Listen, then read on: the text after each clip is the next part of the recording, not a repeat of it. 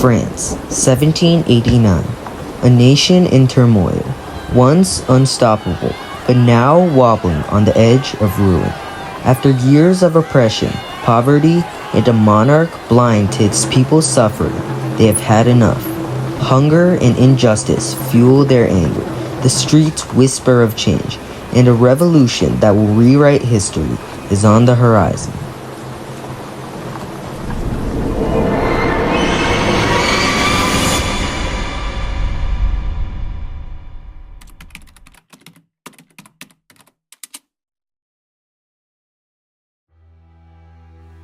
King Louis XVI was never meant to be a ruler of strength. Pudgy, shy, and hesitant, he lacked the qualities necessary to guide France through its most desperate times. His ascension to the throne in 1774 came not as a sign of renewal, but as the continuation of a dynasty in decline. By the time Louis XVI took the throne, France was already drowning in financial ruin. The disastrous 7 Years' War had cost the nation its North American territories and left it humiliated on the world stage. His grandfather Louis XV had died in disgrace, having done little to save a collapsing economy, and yet Louis XVI would prove to be even worse. At just 15, he was married to the Austrian princess Marie Antoinette to strengthen alliances, but the real challenges lay at home. The French economy was spiraling, the people were suffering, and leadership was nowhere to be found. In the year 1778, Louis sought to avenge the losses of his grandfather. When the American Revolution erupted, he saw an opportunity to weaken Britain. With a vengeful heart and little foresight, he committed an astonishing 2 billion livres to aid the American colonies in their fight for independence, a sum that France couldn't afford. While the Americans gained their independence, France gained nothing from this war. No land, no wealth, no power. But the cost was immeasurable. The debt from Louis's reckless decision widened the crack in an already fragile nation. With no means to recover, the monarchy found itself on a path to destruction. In his quest for revenge, Louis XVI had inflicted more damage upon France than Britain ever could. Now the nation stood on the edge of collapse, and soon the people would rise. Beyond war and wealth, France's collapse was due to a rigid and oppressive social structure, the Ancien regime. This system ensured privilege for the few at the expense of the many. The first estate, the clergy, and the second estate, the nobility, lived in comfort, exempt from taxes and untouched by hardship. Meanwhile, the third estate, which made up everyone else, bore the full weight of the nation's burdens. A single image from 1789 captured the truth of France's suffering. A commoner bent under the weight of the first and second estates symbolized a nation exploited beyond limits. For decades, the elite drained the resources of the lower class, while the third estate had no voice in government, no protection from injustice, and no escape from their suffering. The Ancien regime denied equal treatment and rights to the third estate while piling all the responsibilities on them. In contrast, the higher estates enjoyed a plethora of rights and privileges while not bearing a gram of responsibility. The third estate was the backbone of France. Farmers who toiled in the fields, merchants who sustained the economy, workers who built the nation. And yet they were treated as nothing more than servants to the elite. The resentment had been brewing for centuries, but by the time of Louis XVI, it had reached its breaking point. The nobility and clergy were exempt from taxation.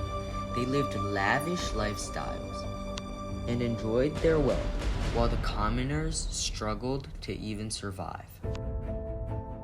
Tithes to the clergy made up 10% of the third estate's income, and the corvée required them to work for a certain number of days free. The Third Estate had been stripped of not only its rights, but its wealth and its dignity. The upper classes, blind in their privilege, looked down upon them with disdain. The fire of hatred and resentment towards the upper classes only grew. As if sensing the frustration of the Third Estate, France faced a series of the harshest winters it has ever seen. When spring came the next year, the price of bread skyrocketed. On a normal day, bread would take up 60 to 80% of a worker's wages, but now you were lucky to even afford some. In the streets of Paris, the common people struggled to afford Maslin bread, a coarse, dense mix of grains that wasted nothing. Yet just 12 miles away in Versailles, the nobility continued to feast on white bread, a luxury that wasted precious wheat in its refinement. Even in a time of mass starvation, the monarchy refused to compromise. The monarchy had already failed people in countless ways, but now they're denying the basic necessity of life.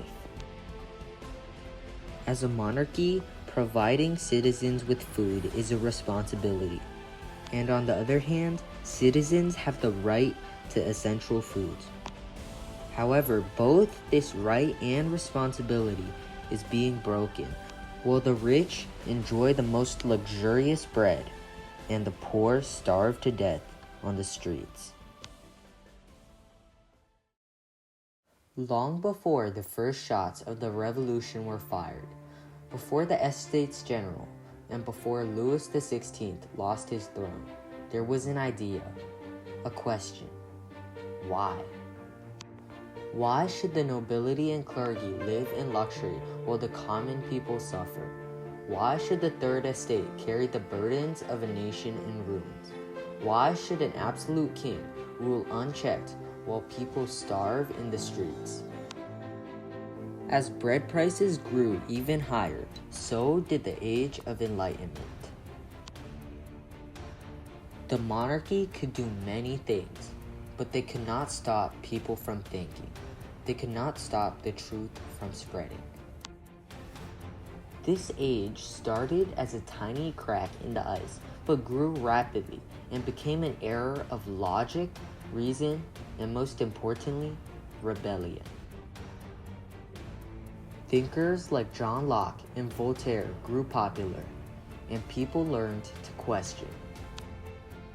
Just 12 miles from Louis XVI, right at his doorstep, ideas began to stir. The seed of revolution had been watered and was starting to sprout. People soon became aware. They realized that they were being abused. It was a birth for the fight for rights that has transcended into our modern world. People were no longer silent. They demanded change. And with a weak king, an unjust system, and an age of new ideas, France was destined for collapse.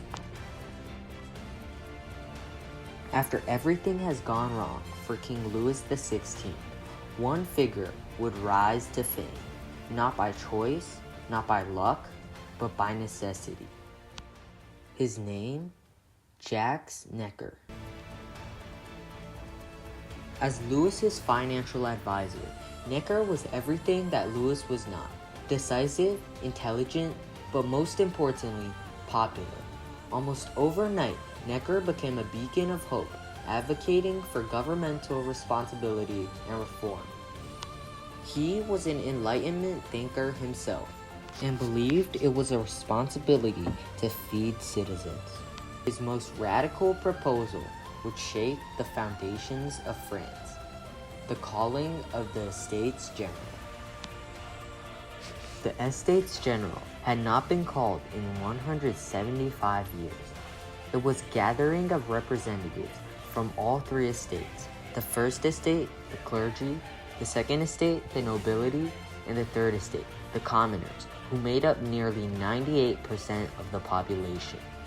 Theoretically, it was meant to be a council to advise the king, In reality, it was a stage set for disaster. As the Estates General convened in May 1789, tensions filled the air. The Third Estate, who'd been long ignored and overtaxed, saw this as their chance to demand real change. The meeting continued for days without any real progress. There was a slight dispute, an issue of voting.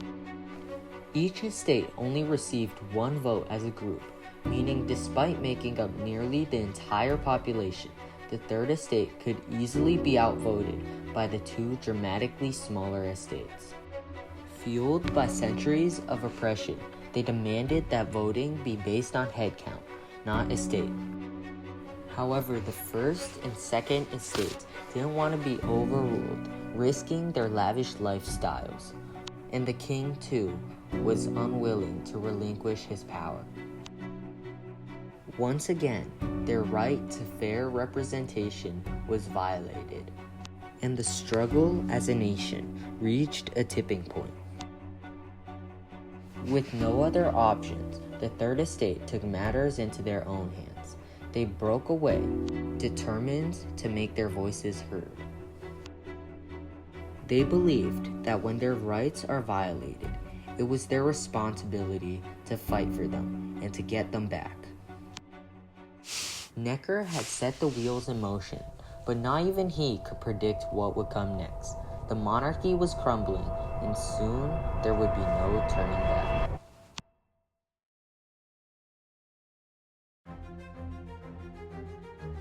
In defiance of the king, the Third Estate declared themselves the National Assembly, France's true representatives. What began as a small resistance quickly became an unstoppable force. The Third Estate, tired of their mistreatment, knew they alone made up France. They extended an invitation to the other estates, and some members of the clergy, empathetic to the commoners' struggles, joined them. This act solidified the people's responsibility to participate in government and uphold their rights to equality and justice. The failure of the Estates General had ignited a revolution. Just days after creating the National Assembly in an act of defiance, the commoners found their usual meeting hall locked. As a symbol of resilience, they gathered at a nearby indoor tennis court and took a vow, the tennis court oath. They swore to never disband until a new constitution was established, signaling the birth of a revolutionary government. Louis XVI was not Louis XIV. His feeble attempt to stop the Third Estate by closing their meeting hall only humiliated him. The people didn't see the king as a god anymore, and their faith in him wavered. Hope grew in that time of uncertainty, where people from different paths of life put aside their differences and believed in the power of coming together for a common good. In that hall where voices once went unheard, there was now a chorus of determination, echoing the promise of change. The idea that a nation could be reshaped not by royal decree, but by the will of its people, sparked a newfound faith in democracy.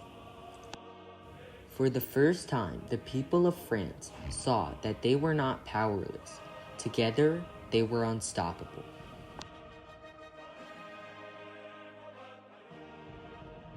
That summer, the Declaration of the Rights of a Man and of the Citizen was adopted by the National Assembly. It declared the fundamental rights that apply to everyone, regardless of age, social status, wealth, etc. It proclaims basic rights that are universal and unalienable. And at the same time, it highlights responsibilities, such as not using your rights to violate the rights of others. And later, on July 14th, the French stormed the fortress of Bastille, which symbolized the tyranny of the Bourbon monarchy. The storming represented a country rising together against its king, and resistance against the abuse of power. It reminds us that a government needs to protect the rights of its citizens, and when it fails to, it can lead to disaster. This was the start of a whole nation, united by the mistreatment of the king and rising against the oppressive rule. The revolution had begun. Far into the future, after years of chaos, a smart and strong general named Napoleon took control. He ended the revolution and then led France into many wars trying to conquer Europe. But that's a story for another day.